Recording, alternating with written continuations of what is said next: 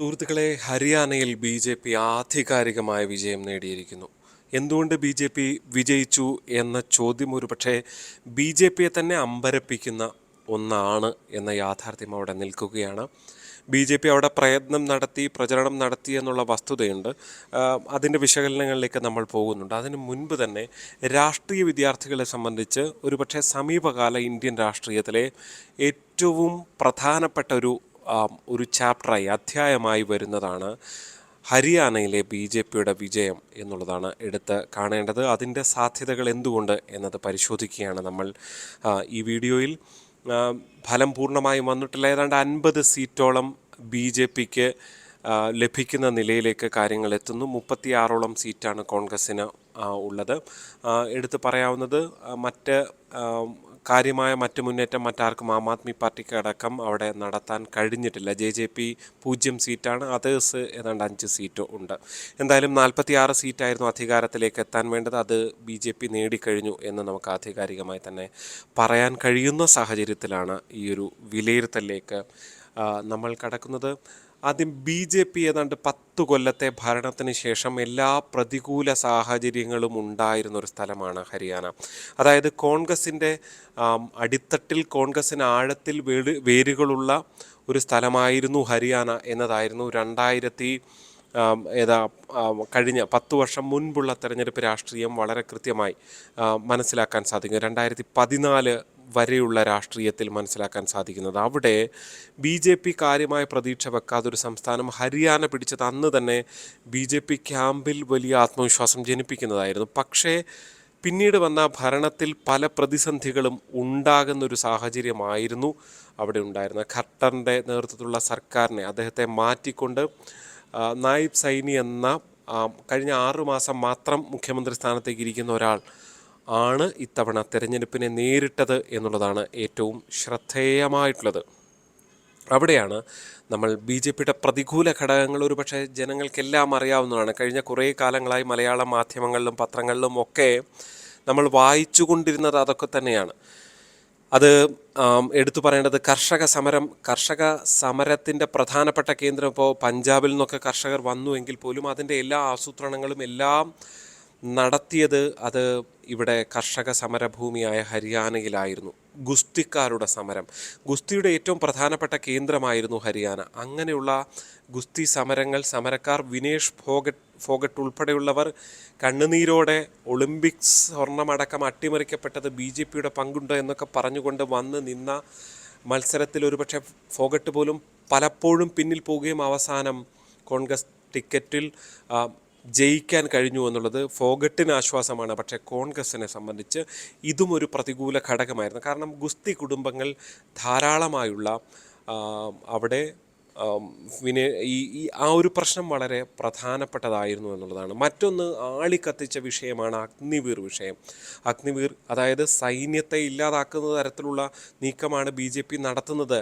യുവാക്കളുടെ വലിയ സമരങ്ങൾ കാണുന്നു അഗ്നിവീർ ഉൾപ്പെടെയുള്ള പ്രശ്നങ്ങളിൽ. പക്ഷേ അതും അവിടെ നിൽക്കുമ്പോൾ, ബി.ജെ.പിയിലെ ആഭ്യന്തര പ്രശ്നങ്ങൾ നിൽക്കുമ്പോൾ, ഘടകകക്ഷിയുമായിട്ടുള്ള ആഭ്യന്തര പ്രശ്നങ്ങൾ നിൽക്കുമ്പോൾ ഇത്തവണ ഒറ്റയ്ക്ക് മത്സരിക്കുന്ന ബി.ജെ.പി തോൽവി ഉറപ്പാണ്, 100% തോൽവി ഉറപ്പാണ് എന്ന് കണക്കുകൂട്ടി കോൺഗ്രസ് ഇതാ തിരിച്ചു വരുന്നു എന്നൊക്കെ തന്നെയായിരുന്നു ക്യാപ്ഷനുകൾ ഓരോ രാഹുൽ ഗാന്ധി ഉൾപ്പെടെയുള്ള പലരുടെയും സോഷ്യൽ മീഡിയയിലൊക്കെ കണ്ടത്. രാഹുൽ ഗാന്ധി കാര്യമായി തെരഞ്ഞെടുപ്പ് പ്രചരണത്തിന് പല സമ്മേളനങ്ങളിൽ എത്തുകയും ചെയ്ത ഒരു തെരഞ്ഞെടുപ്പാണ് കഴിഞ്ഞു പോകുന്നത്. അവിടെ ബി.ജെ.പി മിന്നും വിജയം, അതായത് കഴിഞ്ഞ തവണ 40 സീറ്റ് മാത്രമാണ് ലഭിച്ചതെങ്കിൽ ഇത്തവണ 50 സീറ്റ്, 10 സീറ്റ് അധികം കൂടി ജയിക്കുകയാണ്. 10 വർഷത്തെ ഭരണവിരുദ്ധ വികാരം ഉണ്ടായിട്ടും എന്ന് പറയുമ്പോൾ എന്താണ് അവിടെ പ്രവർത്തിച്ചത്? അവിടെയാണ് ബി.ജെ.പി എന്ന തെരഞ്ഞെടുപ്പ് രാഷ്ട്രീയത്തിലെ അധികായന്മാരെ, അമിത്ഷായും നരേന്ദ്രമോദിയും ഉൾപ്പെടുന്ന അധികായന്മാരുടെ നാടകീയമായ നീക്കങ്ങൾ, തന്ത്രപരമായ നീക്കങ്ങൾ അവിടെ നടക്കുന്നത്. ഖട്ടറിനെ അവിടെ നിന്ന് മാറ്റുന്നു എന്നുള്ളത് ഒരു പ്രധാനപ്പെട്ടത്. 6 മാസത്തിന് ഉള്ളിൽ നായിബ് സിംഗ് സൈനിയെ കൊണ്ടുവന്ന് മുഖ്യമന്ത്രിയാക്കുന്ന നിലയിലേക്ക് കാര്യങ്ങൾ എത്തുന്നു. അത് ഒരു പ്രധാനപ്പെട്ട പോസിറ്റീവ് ഘടകമായി മാറുന്നു എന്നതാണ് മനസ്സിലാക്കാൻ സാധിക്കുന്നത്.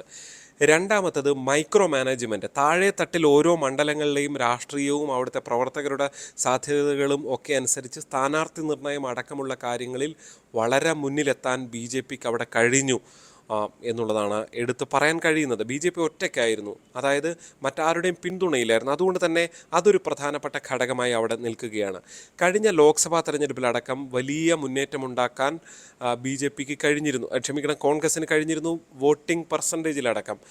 പക്ഷേ അവിടെ ചെറു പാർട്ടികളും അന്ന് ആ വോട്ടുകൾ പിടിച്ചിരുന്നു. പക്ഷേ ഇത്തവണ ചെറു പാർട്ടികളിലേക്ക് കൂടി പോകുന്ന വോട്ടുകൾ തങ്ങളിലേക്ക് സ്വന്തമാക്കാൻ ബി ജെ പിക്ക് കഴിഞ്ഞു എന്നുള്ളതാണ് ശതമാനക്കണക്കുകൾ, അന്തിമമായ കണക്കുകൾ വരാനിരിക്കുന്നേ ഉള്ളൂ. പക്ഷേ എന്നിരുന്നാൽ തന്നെയും മനസ്സിലാക്കാൻ സാധിക്കുന്നത്.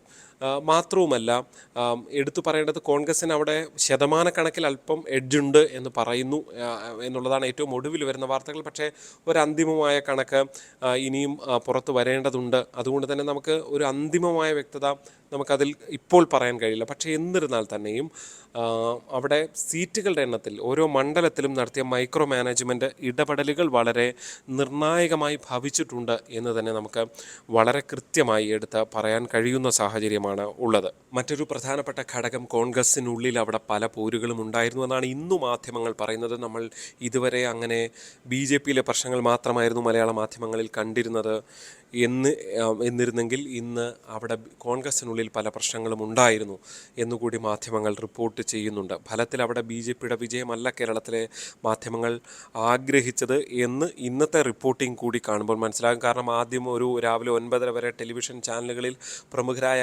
അവതാരകരൊക്കെ ആവേശപൂർവ്വം തുള്ളിച്ചാടുന്ന കാഴ്ചയാണ് നമ്മൾ കണ്ടത്. 1 മണിക്കൂർ ഏതാണ്ട് 9:30-ക്ക് ശേഷം അവരാകെ സങ്കടത്തിലായിരുന്നു. അവരുടെ എല്ലാം മുഖങ്ങളിൽ നിങ്ങളെല്ലാവരും ടെലിവിഷൻ വാർത്തകൾ കണ്ടവരൊക്കെ കണ്ടിട്ടുണ്ടാകും. എന്തായാലും അങ്ങനെ റിപ്പോർട്ടിങ്ങിൽ ഒരു ബയസ്ഡ് ആയിട്ടുള്ള റിപ്പോർട്ടിംഗ് ഇത്തവണ നടന്നിട്ടുണ്ട്.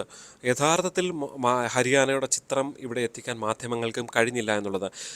രാവിലെ അതുകൊണ്ട് തന്നെ വലിയ കോൺഫിഡൻസിലായിരുന്നു. കോൺഗ്രസ് നേതാക്കളുടെയൊക്കെ ഫേസ്ബുക്ക് പോസ്റ്റുകൾ ഒരു 8:30-9 മണിയോടുകൂടി തന്നെ രാഹുൽ ഗാന്ധി ഇതൊരു തുടക്കം മാത്രമാണ് എന്നൊക്കെ പറയുന്ന പോസ്റ്റുകളാണ് കണ്ടത്. പക്ഷേ ഒരു കാര്യം ഉറപ്പാണ്, രാഹുൽ ഗാന്ധി കഴിഞ്ഞ ലോക്സഭാ തെരഞ്ഞെടുപ്പിൽ എടുത്ത പണി അത് തുടരണമെങ്കിൽ ഈ നിയമസഭാ തെരഞ്ഞെടുപ്പിലടക്കം അത് നിലനിർത്തുക എന്നുള്ളത്, അതിന് പണിയെടുക്കുക. മൈക്രോ മാനേജ്മെൻറ്റ് എന്ന ബി ജെ പിയുടെ തന്ത്രം പോലെ തന്നെ ഇപ്പുറത്തും ഇതാ ജാട്ടു സ്വാധീന മേഖലകളടക്കം ബി ജെ പിയാണ് മുന്നിൽ. അതായത് കർഷകരൊപ്പം നിന്നെന്നാണ് ബി ജെ പി ചൂണ്ടിക്കാണിക്കുന്നത്. അതായത് അവിടെയെല്ലാം അവരുടെ വികാരവും അതെല്ലാം അനുകൂലമാക്കി മാറ്റിയെടുക്കാൻ കോൺഗ്രസ്സിന് കഴിഞ്ഞില്ല എന്ന് വെച്ചാൽ അത് രാഹുൽ ഗാന്ധിയുടെ തോൽവി കൂടിയാണ്. ഇതാ ജമ്മു കാശ്മീരിലും വലിയ മുന്നേറ്റം, 29 സീറ്റ് എന്ന് പറഞ്ഞാൽ ജമ്മു കാശ്മീരിൽ ചെറിയ നേട്ടമല്ല. അവിടെയും ബി ജെ പി വലിയ മുന്നേറ്റം ഉണ്ടാക്കുന്ന സ്ഥിതിവിശേഷമാണ് ഉള്ളത്. മഹാരാഷ്ട്ര വരുന്നു.